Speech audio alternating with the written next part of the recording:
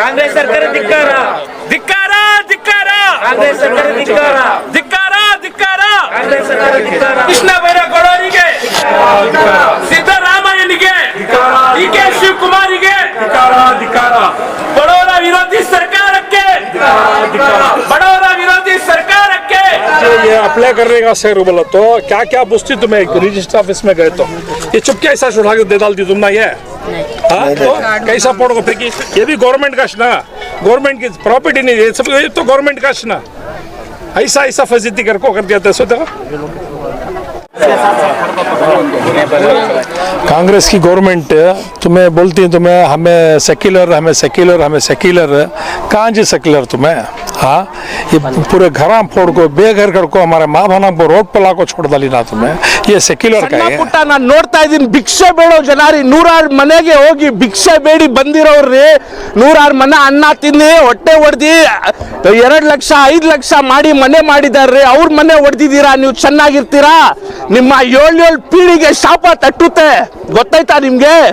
ಈ Gaza ನೋಡ್ತೀರಲ್ವಾ Gaza ಅದು ಇದೆಲ್ಲ ಇಲ್ಲ ಇಲ್ಲಿ ಬಂದು ನೋಡ್ರಿ ಇಲ್ಲಿ ಬಂದು ನೋಡಿ ಇಲ್ಲಿ ನೋಡಿ ಇಲ್ಲಿ ರಕ್ತ ರಕ್ತ ಕಣ್ಣೀರು ಬರ್ತಾ ಇದೆ ಜನರ ಬಾಯಿಗೆ ರಕ್ತ ಕಣ್ಣೀರು ಶಾಪ ಆಗ್ತಾ ಇದ್ದಾರೆ ಜನ ನಿಮ್ಗೆ ನಿಮ್ಮ ಸರ್ಕಾರ ಶಾಶ್ವತವಾಗಿ ಉಳಿಯಲ್ಲ जीवन शाश्वतವಾಗಿರಲ್ಲ सरकार शाश्वतವಾಗಿ आई न्यूज में आपका स्वागत है मैं इब्राहिम आपके साथ इस वक्त बेंगलुरु शहर के कोगिलो क्रॉस में हम मौजूद हैं जहां आज वसीम लेआउट और फ़कीर लेआउट के जितने भी घरों को डैमेज किया गया है यानी कि जितने भी घरों को फोड़ दिया गया है वहां पर जनता दल सेक्युलर पार्टी की टीम जो है मौजूद है। जी हाँ दोस्तों, लगातार हमने दिखाया किस तरह से फ़कीर लेआउट में लोग परेशान थे क्योंकि उनके तमाम घरों को जो है बुलडोज़र चढ़ाकर कुचल दिया गया है। बड़ी अफसोस की बात है, इतना होने के बावजूद जो है जो बड़े लीडर्स हैं, जो बड़े मिनिस्टर्स हैं, कोई वहाँ पर आकर उन गरीबों की मदद करने वाला नहीं है। बहरहाल इस वक्त जो है जनता दल सेक्युलर पार्टी के माइनॉरिटी प्रेसिडेंट जनाब अफरोज़ बेग अपनी तमाम टीम को लेकर जो है यहाँ पर पहुँचे। इन्होंने यहाँ पर तमाम लोगों से मुलाकात की और बताया कि जनता दल सेक्युलर पार्टी जो है उन लोगों के साथ है, उनके हक के लिए लड़ेगी और एक्स चीफ मिनिस्टर कुमारस्वामी जो जेडीएस के प्रेसिडेंट हैं वो भी जो है उनका साथ देंगे और जितना हो सकता है उनसे जो है वो मदद करने के लिए आगे रहेंगे। ನಮ್ಮ ಮುಸ್ಲಿಮ್ಸ್ ಕೊನೆಡಿ ಅಂತಾರೆ ಡಿ.ಕೆ. ಶಿವಕುಮಾರ್ ನಮ್ಮ ಬ್ರದರ್ ರೇ ಬ್ರದರ್ ಆಯ್ತು ಶುರು ಆಗ್ತಾರದ ನೀವು ಹಾ ಬ್ರದರ್ ಆಯ್ತು ಡಿ.ಕೆ. ಶಿವಕುಮಾರ್ ಅವರೇ ಎಲ್ಲಿದ್ದೀರಾ ನೀವು ನೋಡಿ ಅಮಾಯಕರು ನೋಡ್ರಿ ಪಾಪ ಅವ್ರು ನಮ್ಮ ಹೆಣ್ಮಕ್ಳೆಲ್ಲ ಹಂಗಿದಾರೆ ನೋಡ್ರಿ ಹೆಂಗಿದಾರ ಮನೆ ಹೊಡೆದಾಕ್ಬಿಟ್ಟು ಅವ್ರು ವಾಶ್ರೂಮ್ ಹೋಗಿ ಜಾಗ ಇಲ್ಲ ರೀ ಇದೆಲ್ಲ ಈ ತರ ತೊಂದರೆ ಕೊಡ್ಬೇಕಾ ಹಾ ನೀವು ಹೇಳ್ತಾ ಇದ್ರಲ್ಲ ನಾವು ಆಲ್ಟರ್ನೇಟ್ ಏನೋ ಮಾಡಿರ್ತೀನಿ ಅದಂತ ಏನೋ ಪಾಪ ಯಾರಿಗೂ ಹೇಳಿದಾರಂತಲ್ಲ ಇದು ನಿಜಾನಾ ಇದು ಒಡೆಯ ಮುಂಚೆ ಹೇಳ್ಬೇಕಿತ್ತು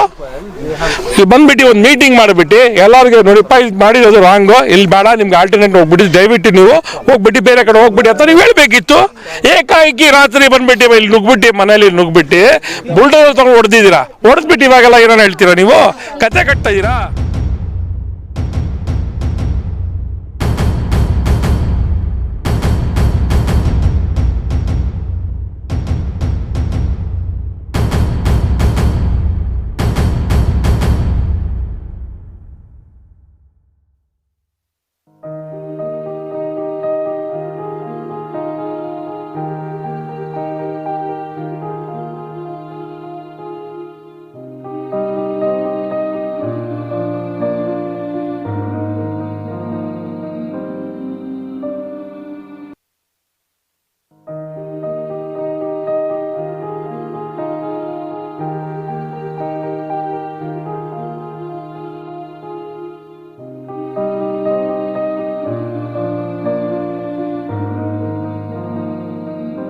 दो तीन घंटे से हमें पूरा इसका सर्वे करें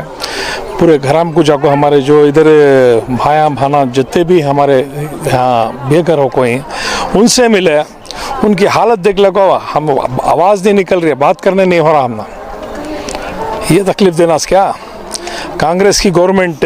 तुम्हें बोलती है तुम्हें हमें सेक्युलर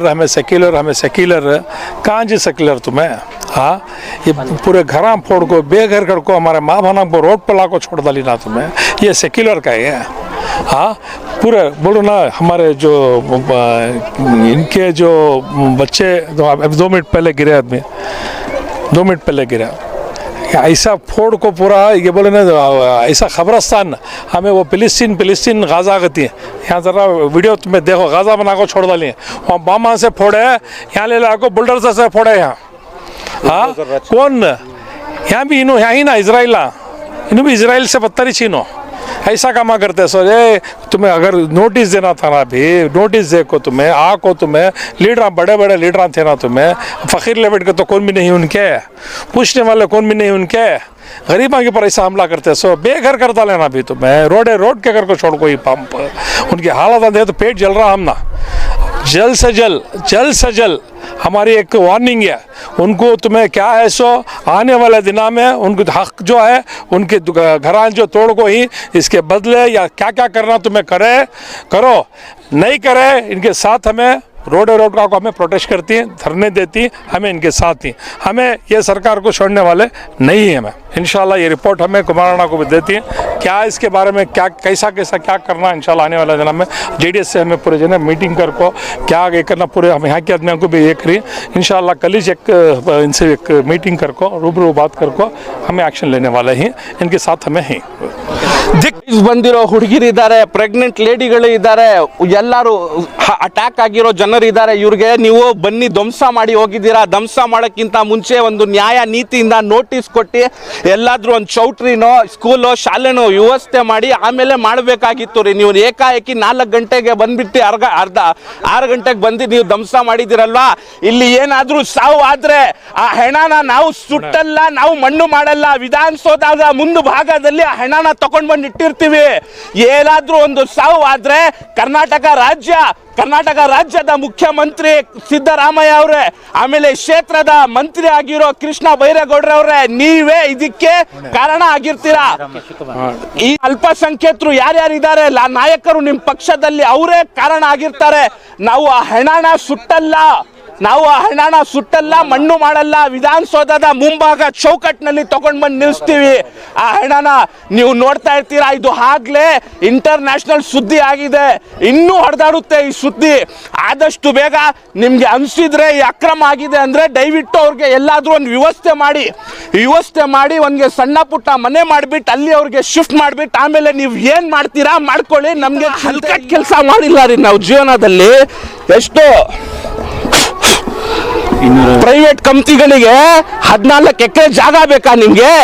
14 ಎಕರೆ ಜಾಗ ಬೇಕಕ್ಕೆ ಇದು ಒಳ್ಳೆ ಸ್ಪಾಟ್ ನಾವ್ ಏನೇನು ತೋರಿಸ್ಕೊಂಡು ಕಸ ಹಾಕಕ್ಕೆ ತೊಟ್ಟಿ ಇತ್ತು ಅದಿತ್ತು ಇದಿತ್ತು ಅಂತ ಬಂದಿದ್ದೀರಲ್ವಾ ನೀವು ಇದೇ ಕೆಲಸ ಮುಂಚೆ ಮಾಡ್ಬೇಕಾಗಿತ್ತು ನಿಮ್ಮ ಮಾಧ್ಯಮ ಮುಖಾಂತರ ನಾನು ಹೇಳ್ತಾ ಇದ್ದೀನಿ ಸಾರ್ವಜನಿಕರಲ್ಲಿ ನೀವು ಏನು ಹುಟ್ಟಿಸಿದ್ದೀರಾ ಅಂದ್ರೆ ಇವರು ಕಬ್ಜಾ ಮಾಡಿದ್ದಾರೆ ಸ್ನೇಹಿತರೆ ಎಲ್ಲ ಕರ್ನಾಟಕ ಜನರಿಗೆ ನಿಮ್ಮ ಕೈ ಜೋಡಿಸಿ ಮನವಿ ಮಾಡ್ತಾ ಇದ್ದೀನಿ ನೀವು ಯಾವ ಜಾತಿ ಯಾವುದೇ ಧರ್ಮದವ್ರು ಆಗಿರಲಿ ನಿಮಗೂ ಈ ರೀತಿ ಪರಿಸ್ಥಿತಿ ನಮ್ಮ ಶತ್ರುಗಳಿಗೂ ಬರಬಾರ್ದ್ರಿ ನೀವು ಹೇಳ್ತಾ ಇದ್ದೀರಾ ಕಬ್ಜಾ ಮಾಡಿದ್ದಾರೆ ಬಾಂಗ್ಲಾದೇಶದಿಂದ ಬಂದಿದ್ದೀರಾ ಬರ್ರಿ ಇಲ್ಲಿ ಬಂದು ನೋಡ್ರಿ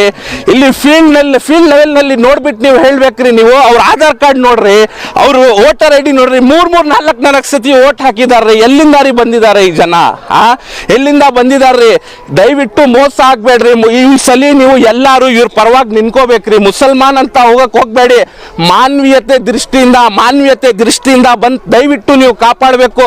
ಯಾರಾದ್ರೂ ಅವರು ಮಾಡಿಲ್ಲ ಅಂದ್ರೆ ಅವ್ರ ಹೊಟ್ಟೆಯಿಂದ ಏನಾದ್ರು ಆಶೀರ್ವಾದ ಮಾಡಿದ್ರೆ ನಿಮ್ ಪೀಳಿಗೆ ಒಳ್ಳೇದಾಗ್ಬಿಡುತ್ತೆ